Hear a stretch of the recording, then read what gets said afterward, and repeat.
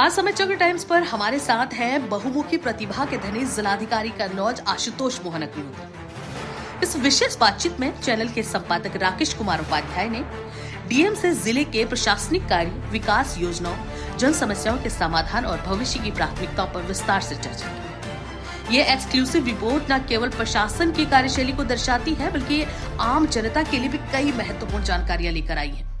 पूरी रिपोर्ट देखें और जानें कन्नौज के विकास की दिशा और प्रशासन की सोच। नमस्कार, आप देख रहे हैं समय चक्र टाइम्स न्यूज।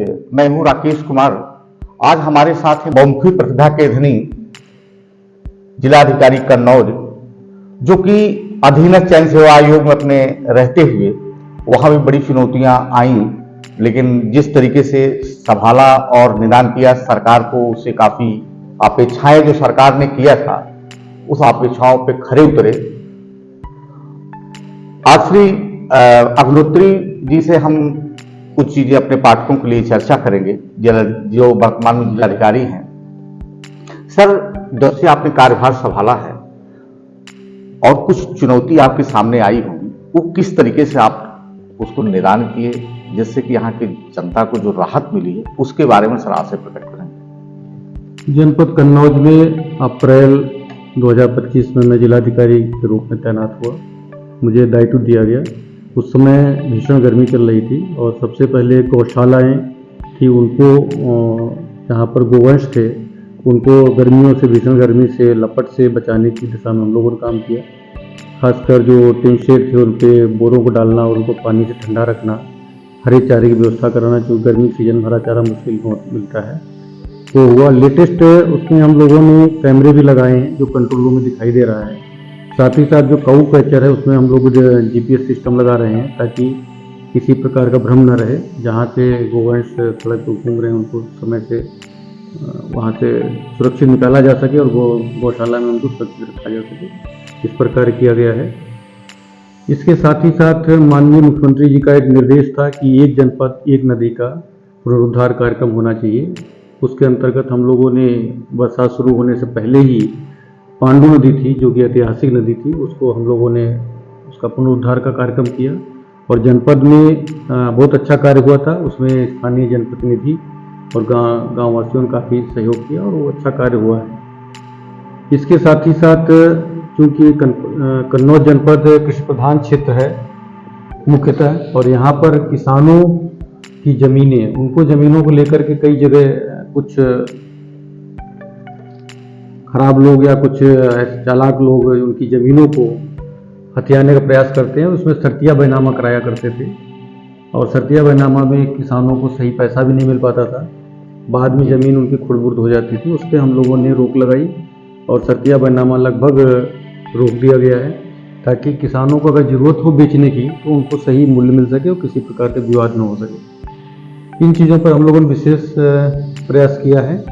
साथ ही साथ अभी जो हमारा विशेष प्रकार निरीक्षण कार्यक्रम हो रहा था वोटर लिस्ट को लेकर के, उसमें भी हम लोगों ने एक चुनौती फेस की, क्योंकि जनपद कन्नौज प्रदेश के ऐसे 18 जनपदों में था जहां पर डेटा की कुछ प्रॉब्लम थी। उस डेटा को हम लोगों ने दुरुस्त किया और आज की तारीख में हम लोगों ने 90% ज़्यादा मैपिंग भी की है। इसमें हम लोग सफल हुए।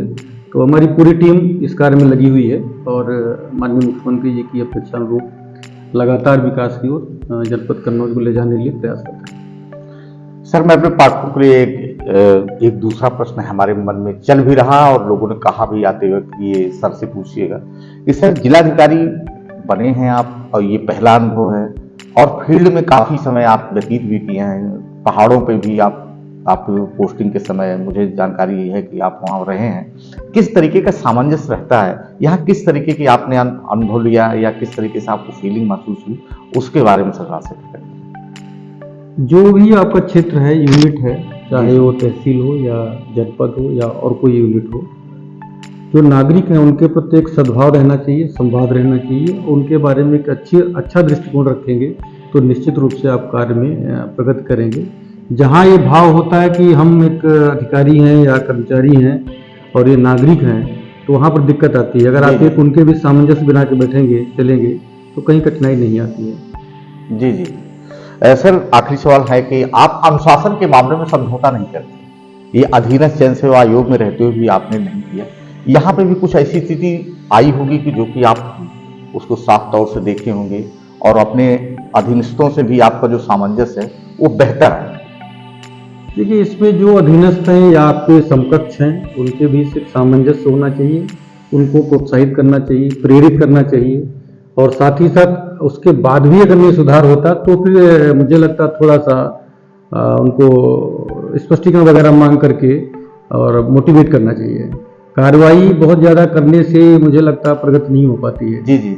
और हम लगातार मोटिवेट करें, सुधार आ जाता है लोगों में, मेरा ऐसा मानना है। सर, सामने गणतंत्र दिवस आ रहा, उसकी तैयारियां भी जिलों पे चल रही होगी, तो उस अपने जिले में किस तरीके की तैयारी है, कुछ एक नए जोश के साथ? हाँ, इस संबंध में आज मुख्य सचिव उत्तर प्रदेश महोदय की बीसीबी है, 12:30 बजे वीडियो कॉन्फ्रेंसिंग होगी, उसमें निर्देश मिलेंगे। 24 जनवरी को हमारा यूपी दिवस है, उसकी तैयारियां हम लोग करें, सभी डिपार्टमेंट्स की स्टाल लगेंगे। 25 जनवरी को राष्ट्रीय मतदाता दिवस है, उसके संबंध में भी कुछ कार्यक्रम होंगे, और 26 जनवरी को हमारा गणतंत्र दिवस है, उसमें कार्यक्रम होंगे। तो लगातार 3 दिन इस तरह के कार्यक्रम होंगे, और वैसे भी लगातार हम लोग कार्यक्रम करते हैं, चाहे वो स्वामी विवेकानंद जी की जयंती हो या सरदार पटेल जी की जयंती हो, लगातार हम लोग कार्यक्रम करते हैं। इसका उद्देश्य नागरिकों को अपने महापुरुषों के बारे में बताना, साथ ही साथ उत्तर प्रदेश को समर्थ और विकसित उत्तर प्रदेश की श्रेणी में लाने के लिए दिशा में कार्य करना है, और जनता को जागरूक करना है, ये भी बहुत आवश्यक है। समय देने के लिए बहुत बहुत धन्यवाद सर। नमस्कार।